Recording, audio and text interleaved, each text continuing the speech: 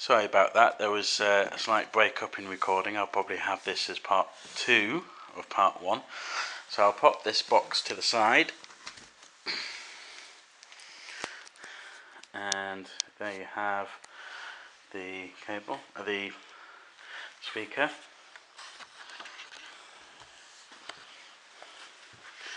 Turn this around.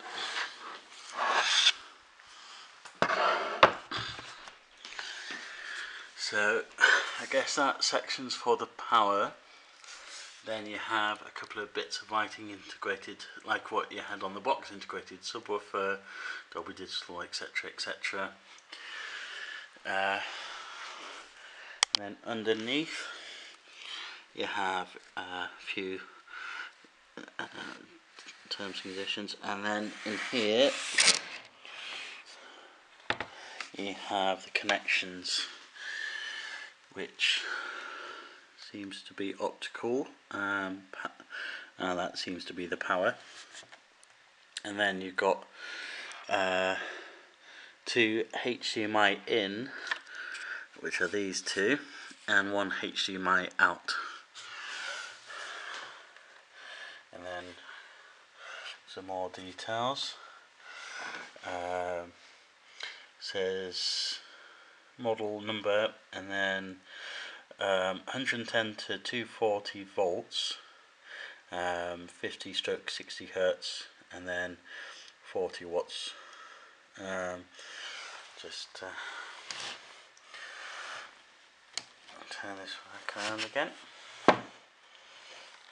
So pop these power cords to the side. Sorry about the messiness.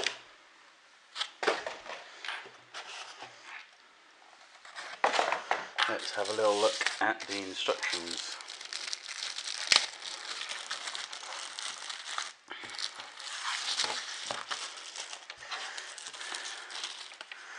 So you have a quick start guide to help you set it up.